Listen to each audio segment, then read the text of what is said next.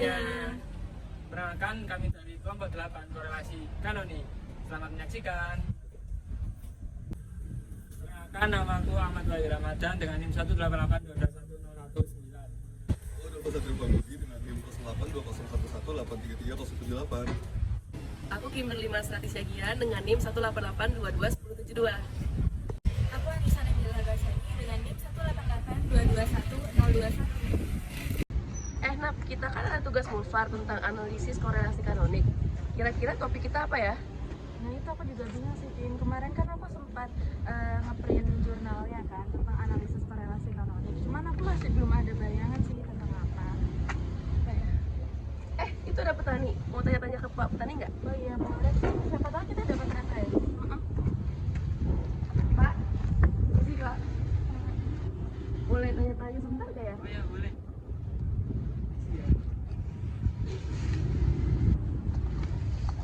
Oh iya Pak, permisi ya Pak. Perkenalkan saya Nadia. Jadi kami dari mahasiswa Universitas Erlangga. Jadi begini Pak, saya mau tanya nih, bagaimana kondisi pertanian yang ada di Indonesia? Mungkin Bapak bisa menjelaskan. Oh iya, jadi begini teman-teman. Indonesia merupakan salah satu negara yang didominasi oleh sektor pertanian, yang menempatkan mayoritas penduduknya itu sebagai petani. Dalam hal ini, pertanian tidak hanya menjadi pilihan utama sebagai pekerjaan yang dipilih oleh masyarakat, tetapi juga memainkan peranan krusial dalam memenuhi kebutuhan pangan dan mendukung pertumbuhan ekonomi negara.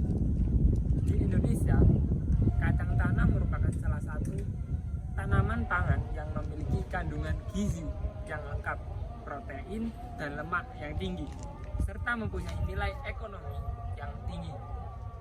Seiring dengan pentingnya kacang tanah, peranannya, kondisi udara sebagai medium dalam aspek krusial menentukan keberhasilan tanaman.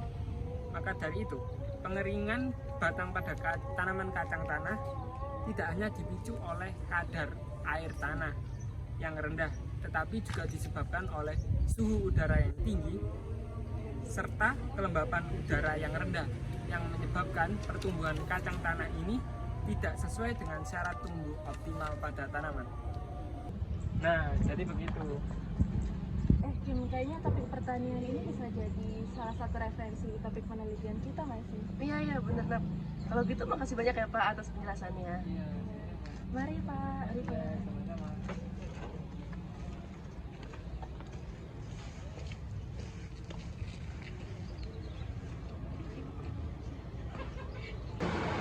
Jadi Nak, kita kan udah ketemu nih topik sama latar belakangnya.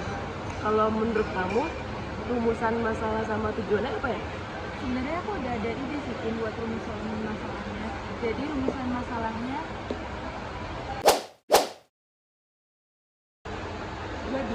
masalahnya adalah bagaimana hubungan antara suhu dan kelembapan udara dengan produktivitas dan produksi kacang tanah di wilayah pertanian 34 provinsi yang ada di Indonesia menggunakan analisis korelasi kanonik. Nah, jadi itu tadi sih Kim rumusan masalah dari aku. Kira-kira kamu tahu nggak tujuannya apa? Oh, kalau rumusan-rumusannya begitu, menurut aku tujuannya itu tuh begini Nap. Lalu tujuan dari penelitian ini adalah untuk mengidentifikasi dan menganalisis hubungan antara suhu dan kelembapan udara terhadap produktivitas dan produksi kacang tanah di 34 provinsi di Indonesia. Lalu metode yang digunakan dalam penelitian ini adalah analisis korelasi kanonik. Oh iya teman-teman, jadi kita udah dapat datanya dan data kami itu merupakan data sekunder yang berasal dari BPS yang tepatnya ada di modul statistika lingkungan hidup. Kim, kita kan udah dapat datanya, terus kita udah punya latar belakang, rumusnya sama tujuannya. Tapi aku masih bingung nih, kita analisisnya gimana ya? Gimana ya? Kayaknya benar. Itu kayak masnya lagi buka SPSS deh, lagi analisis data.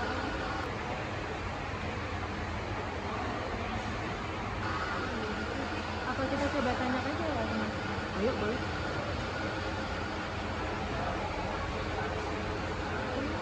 Kalau Permisi Mas, boleh nanya nggak? Oh, silakan duduk. Oh iya Mas, jadi kan tadi aku sama Tim lagi lihat kalau misalnya Mas itu lagi analisis ya. Kira-kira kita boleh nanya nggak sih tentang analisis korelasi karbon? Oh, boleh. Pas dulu ada datanya mungkin. Udah ada sih Mas, dan kita juga ada contoh jurnal artikel. Mungkin Masnya mau lihat dulu. Kalau aku lihat dari datanya ini terkait produktivitas sama produksi kacang tanah ya. Ini bisa pakai analisis korelasi kanonik sih. Nah, analisis ini bisa mengidentifikasi hubungan atau pengaruh antara kondisi udara terhadap produktivitas dan produksi kacang tanah di beberapa provinsi Indonesia pada tahun 2022 ini. Setelah memperoleh data-data ini dari modul statistika lingkungan hidup 2022 ya ini ya. Nah, ini bisa dianalisis pakai SPSS sih. Untuk terkait lebih dalamnya, kalau misalnya kanonik ini berfokus ke hubungan antara dua variabel. Misalnya ini ada U dan V. Variabel U merupakan kombinasi linear dari variabel-variabel dalam kelompok X. Sementara variabel V ini merupakan kombinasi linear dari variabel dalam kelompok Y. Tujuan dari analisis korelasi kanonik ini adalah untuk mengukur sejauh mana hubungan antara kelompok variabel dependen dan memberikan pemahaman mengenai struktur hubungan di dalam kelompok variabel tersebut. Dan untuk penggunaan SPSS-nya, pertama kita harus ada uji asumsi dulu. Pertama nih harus ada uji normalitas multivariat dengan output seperti ini. Selanjutnya lanjutkan ke uji linearitas seperti ini, dan juga ada multikoliniaritas. Dan selanjutnya ada uji homoskedasisitas. Oke.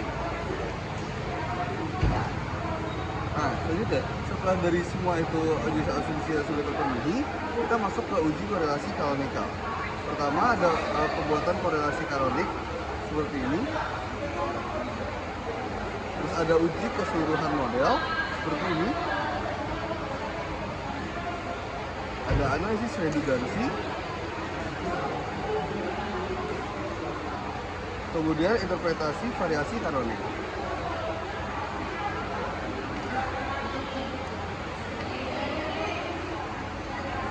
Kemudian ada juga pengujian hipotesis simultan. Maka dari itu akhirnya bisa didapatkan hasil dari penelitian ini. Itu sih kalau dari aku kurang lebih. Oh gitu ya Mas, untuk analisis korelasi kanonik. Kalau gitu kita lanjut analisis dulu kali ya. Makasih banyak. Makasih ya Mas. Sama-sama.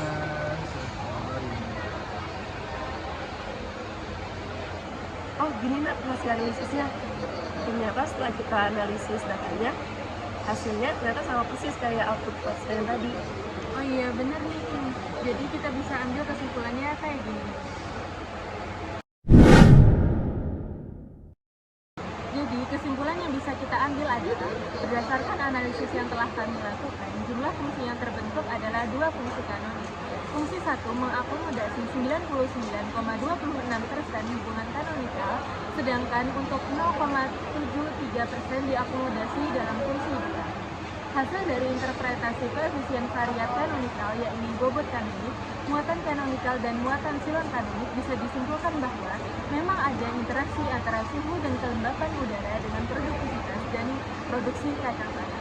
Variabel yang mempengaruhi paling kuat yaitu variabel kelembapan udara atau X2 karena memberikan nilai angka korelasi yang paling tinggi yaitu sebesar 1,00, yang artinya memberikan hubungan paling erat atau memberikan pengaruh paling besar terhadap produktivitas dan produksi kacang tanah. Nilai koefisien bernilai positif artinya menunjukkan hubungan yang searah, di mana kelembapan udara yang tinggi mampu mempengaruhi produktivitas dan produksi kacang tanah. Jadi gitu Kim kesimpulannya. Akhirnya kita kelar juga ya. Nah iya bener banget nih Kim. Mungkin kita langsung susun laporannya aja kali ya Nap. Sekian dan terima kasih. Bye.